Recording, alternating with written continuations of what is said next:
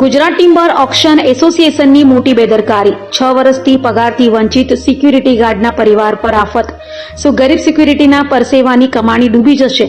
Gujarat timber auction association સામે સવાલો. ડાંગ જિલ્લાના આહવા તાલુકાના ચીકટીયા ગામે ગુજરાત ટિમ્બર ઓક્શન એસોસિએશનના સંચાલકોની માનવતા શૂન્ય હોય તેવો કિસ્સો સામે આવ્યો છે. અહીં ફરજ બજાવતા એક સિક્યુરિટી ગાર્ડ ઇન્દુભાઈ પવાર તથા તેમના પરિવારને માર્ચ 2020 થી આજ દિન સુધીનો પગાર આપવામાં આવ્યો ન હોવાના ગંભીર આક્ષેપો ઉઠી રહ્યા છે. પરિવાર પર આફ ફાટ્યું. સૂત્રો પાસેથી મળતી માહિતી મુજબ જે સિક્યુરિટી ગાર્ડે વર્ષો સુધી નિષ્ઠાપૂર્વક ફરજ બજાવી તેમનું હાલમાં અવસાન થયું છે. પરિવારના મોભીના નિધન બાદ હવે તેમના પત્ની કમળાબેન ઇન્દુભાઈ પવાર આર્થિક સંકડામણ વચ્ચે લાચાર બનીને જીવી રહ્યા છે.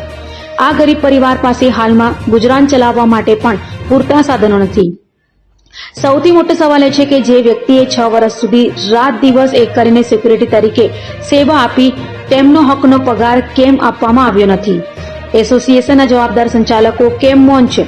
મૃત્યુ બાદ પણ પરિવારે પોતાના હકના પૈસા મેળવવા માટે સંઘર્ષ કરવો પડી રહ્યો છે. સ્થાનિકોમાં રોષ. આ સમગ્ર મામલે સ્થાનિકોમાં પણ ભારે રોષ જોવા મળી રહ્યો છે. તંત્ર અને જવાબદાર સંચાલકો આ ગરીબ વિધવા મહિલાને બાકી પગારની રકમ સત્વરે ચૂકવે તેવી માંગ ઉઠી છે. જો વહેલી તકે પગાર ચૂકવવામાં નહીં આવે તો આ મામલે આગળની રણનીતિ નક્કી કરી કાયદાકીય લડત આપવામાં આવશે તેવી ચર્ચાઓ પણ ચાલી રહી છે.